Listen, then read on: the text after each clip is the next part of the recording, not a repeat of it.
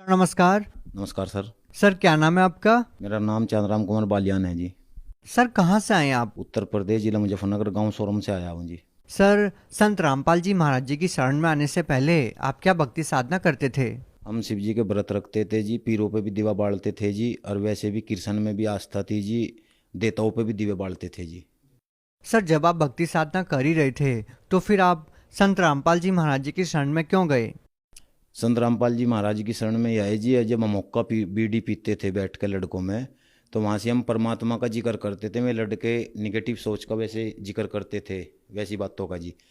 तो फिर मैं ये परमात्मा की ज़्यादा बात धरता था जी उनके आगे, तो मैं इस बात को हटाते थे। बोला हुक्का पी तू, तो आगे की बताओ जा ज़्यादा। तो मैं जब हुक्का पीते थे जी, मैं बोला अगर तुझे परमात्मा चाहिए तो उन्होंने कहा कि हमें तुझे एक पुस्तक देंगे, और उस वह पुस्तक मतलब उसे पढ़ना, उससे आपको देख परमात्मा पहचानोगे क्या आप। तो उन्हें भी ये नहीं पता था कि ये परमात्मा मतलब रामपाल जी महाराज ने इसके बारे में क्या जानकारी लिख रखी है, उन्होंने तो वैसे ही मंगा ली वह। तो उन्होंने मुझे दी जी वह, घर पे मैंने पुस्तक पढ़ी। उस पुस्तक को मैं जय भर भी पढ़ता था, यहाँ भरी मेरी आत्माओं में एक अलग ही निखार आता था जी लगता था पढ़ के। पर उस पुस्तक को मैं भगतमती को दिखाऊं था, क्योंकि ये सत्संग के माध्यम की पुस्तक थी, और सत्संग मैंने राधा उसका धंधन सतगुरु का जो सुन रखा था, गांव में भी राम चर्चा होती थी। उस राम चर्चा में जो लड़के जिक्र करते थे भाई औरतों के बारे में कि वहाँ आलू नुड़वाते हैं धंधन वाले, वो करवाते हैं, तो उस वजह से मैं भगतमती से लुकाऊं था कदी से पता लग जाए इस सत्संग का, और ये भी चली जा। तो वह मुझे कहती थी कि नहीं जी, बार बार इस पुस्तक में ये लिख रहा है कि आइए आइए रामपाल जी महाराज की शरण में आइए और अपना कल्याण कराइए। तो मैं कहने लगा नहीं नहीं ऐसी कोई बात नहीं, ये वैसे लिख दें सब। तो मैं अलग लुक के पढ़ता था जी उस पुस्तक को, वो रजती रामपाल जी महाराज की। तो जी जब मैं लुक के पढ़ता था उस पुस्तक को, तो भगतमती ने भी पढ़ी हुआ। तो उन्होंने कहा नहीं जी बुला रहे, इसमें बार बार पुस्तक में लिख रहा कि आइए आइए रामपाल जी महाराज की शरण में आइए और अपना कल्याण कराइए जाओ। तो मैंने कहा मगर नहीं ऐसी बात नहीं। तो मैं जी जून के महीने में आश्रम में चला गया, भगतमती को कुछ नहीं पता। तो वहाँ जाकर जो गेट में मैं बैठा अंदर, तो उन्होंने भगत जी बैठे थे गेट पे, उन्होंने कहा कि लगा आप नाम लोगे? मगर जी ने हम नाम नहीं लेने गए। तो हमने खाना खाया जी, हाथ मुँह धोए, तो गुरु जी आशीर्वाद दे रहे थे। हाँ जी, संत रामपाल जी महाराज आशीर्वाद दे रहे थे। तो हम आशीर्वाद, गुरु जी का मुंह फिर रहा था जब आशीर्वाद दे रहे थे, तो आशीर्वाद देते थे, फिर गुरु जी का मुंह फिर रहा था, हमने देखे। तो हम दिन के दिन ही गाँव में आ गए जी। फिर तो 2013 के नवंबर के महीने में हमने फिर जाकर नाम लिया जी। आपने संत रामपाल जी महाराज जी से नाम दीक्षा ली, तो हम आपसे ये जानना चाहेंगे कि जब आपने संत रामपाल जी महाराज जी द्वारा लिखित पुस्तक पढ़ी तो उस पुस्तक में आपको ऐसी कौन सी बातें लगी जिन बातों ने आपको प्रभावित किया, जिससे आपको विश्वास हुआ कि संत रामपाल जी महाराज जी पूर्ण संत हैं और आपको इनके द्वारा दी गई भक्ति साधना करने से ही लाभ मिलेगा? बस पुस्तक को पढ़ गए जी, खिंचाव बना। उस पुस्तक के अंदर ऐसी ऐसी परमात्मा की वाणी लिख रही थी, कबीर साहब की, रामपाल जी महाराज की ऐसी ऐसी वाणी उन्होंने लिख रखी थी, जिससे पढ़ पढ़ के अपने आप को ही हमारा खिंचाव बना उस पुस्तक के अंदर। उस पुस्तक के अंदर जो वाणी थी, कबीर साहब का भी फोटो था, तो आपको एक खिंचाव बनता गया जी। उस खिंचाव के कारण ही हम शरण में गए जी। सर संत रामपाल जी महाराज जी अपने अनुयायियों को बहुत सारे लाभ देते हैं, ये उनके अनुयायियों का दावा है। क्या आपको भी संत रामपाल जी महाराज से नाम दीक्षा लेने के बाद कोई लाभ मिला? हाँ जी, संत रामपाल जी महाराज से हमें नाम लेने के बाद, दीक्षा लेने के बाद बहुत लाभ मिले जी। एक बार हमारे घर में मतलब उसमें ज्योति लगाई थी जी हमने। उस ज्योति में जो हमने दंडवत की, तो वहाँ से 2000 रुपये रख रखे थे हमने ज्योति के लिए जी। तो वहाँ से ज्योति के लिए 2000 रुपये रखे थे जी। तो 5-7 दिन बाद जी मैंने अपनी जेब में तब 10,000 रुपये निकाल के वहाँ पर रखे, मगर जब जरूरत पड़ेगी जब उठा लूँगा। तो वहाँ से मुझे 5500 रुपये, उस 2000 से अलग 5500 रुपये और धरे मिले जी। तो मैंने भगतमती को बताया, उसे विश्वास नहीं आया जी। तो फिर भगतमती ने 1-2 जगह और बताया, मैं बोले कह लगा तुम धर का भूल के होंगे। मैं कह लगे वो तो हमें पता है जी, हम धर का भूल ले या नहीं भूल ले, क्योंकि इतने बड़े तो हम सेठ नहीं जो दर दर भूल लेंगे पैसों को। एक हमारे बारह का ट्रॉली खड़ी करता था जी। जब ट्रॉली खड़ी करता था हम बड़े परेशान थे, हमारे पापा ने कानूनी कार्रवाई भी करी। उस कार्रवाई से भी वो ट्रॉली नहीं हटा रहा था। वैसे भी वो सरकारी मतलब नौकरी पर था, रिटायर होकर घर पाया हुआ था, इसलिए वो हमें मतलब परेशानी ज़्यादा दे रहा था। हमने संत रामपाल जी महाराज का आगे प्रार्थना लगाई, उस प्रार्थना से ही रामपाल जी महाराज की प्रार्थना से ही वह ट्रॉली आज वहाँ खड़ी नहीं होती। वो एकदम हटा के ले गया। मैं ज्योति लगाई, ज्योति लगा कर मैं दंडवत की, तो दंडवत करते ही जो मुझे खटका सुना लोहे का, तो वहाँ से वह ट्रॉली मुझे खड़ी नहीं मिली जी।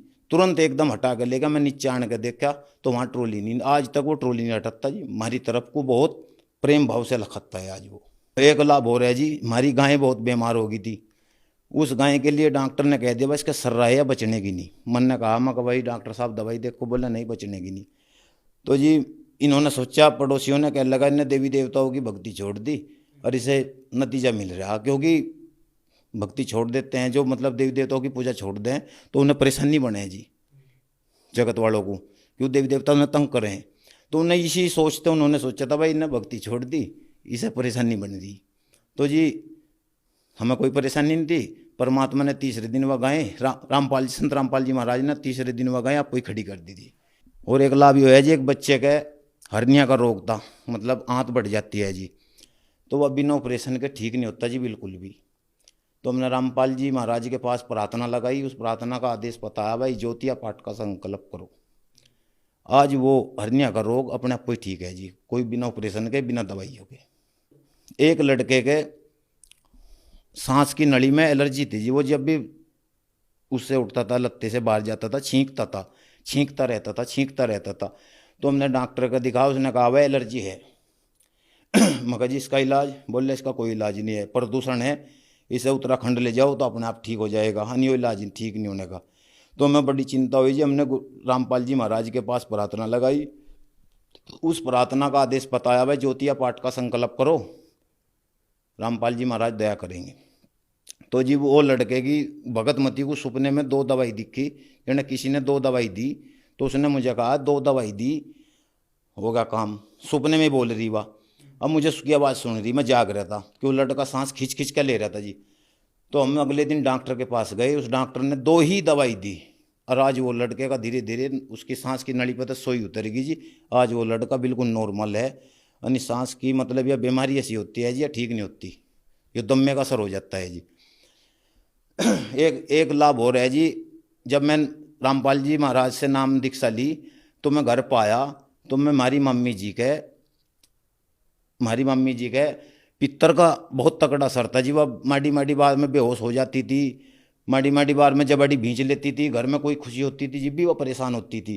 हमारे पापा गैल भी लड़ पड़ती थी, मेरी डब को भी लड़ती थी। तो जी जो रामपाल जी महाराज से अमृत जल प्रसाद के रूप में मिलता है, वो उसके मुंह में 2 ढक्कन डाला, हमें आज तक कोई परेशानी नहीं, उसका सारा ये रोग खत्म हो गया हमारी मम्मी का। सर मैं एक लाभ आपको और बताता हूँ, हम हुक्का बीड़ी बहुत पीते थे।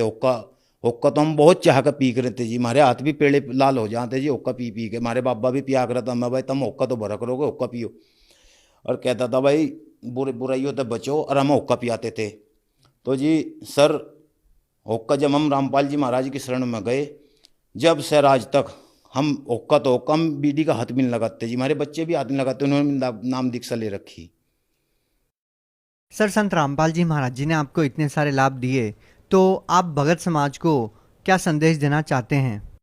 हम भगत समाज को ये संदेश देना चाहते हैं जी कि ये सौदा, ये समय बार बार नहीं आता। जब हम हुक्का बीड़ी पीते थे और हम तोड़ देते थे बीड़ियों को कि हम हाथ नहीं लगाने के इसके आज के बाद, और तीसरे दिन ऐसी बेचैनी होती थी, कुड़कुड़ाहट होता था शरीर में, उसके बिना रहा नहीं जाता था। सोचते थे आज एक बीड़ी तो पी लेते हैं, कल को नहीं पीने के। फिर हम लाइन पर लग जाते थे, फिर मंडल जेब में गिर लेते थे, फिर हुक्का पीते थे, फिर तोड़ देते थे, पर हमारी वह बीड़ी छूट नहीं पाती थी। हम सौंप भी खाते थे मगर बीड़ी छूट जा, फिर भी नहीं छूट पाती थी। एक गुरु भी बना रखा था गांव में हमने, बूढ़ा बुजुर्ग थे वे भी सिद्धि पिद्धि थी थोड़ी उन पर, तो उन्होंने हमें लाइन पर लगाई भाई अब मंत्र पढ़ करो, ये मंत्र पढ़ करो। तो उनसे भी हमने कहा बाबा बीड़ी नहीं छूटती, कह लगा थोड़ी थोड़ी तो पियो जा करो, कोई दिक्कत नहीं है।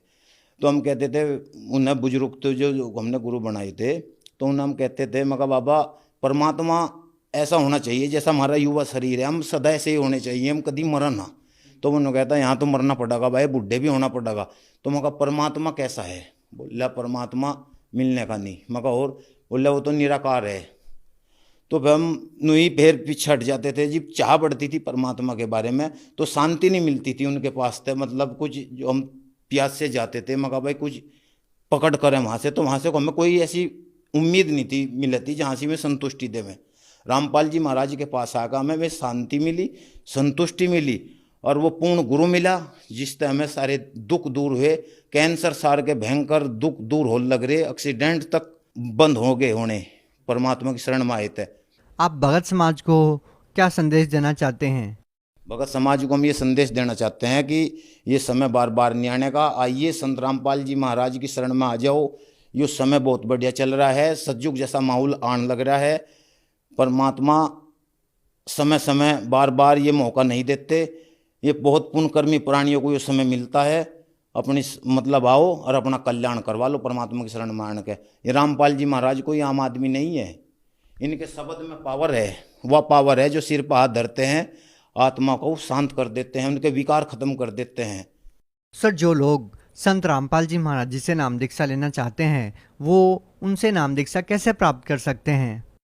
जो लोग संत रामपाल जी महाराज से जुड़ना चाहते हैं, गांव गांव में आज छतरी लगी हुई है, उस पर जो टीवी चलता है, टीवी पे चैनल आते हैं, उनमें परमात्मा संत रामपाल जी महाराज का जो प्रोग्राम आता है, सत्संग आता है, उस पर एक पीली पट्टी आती है।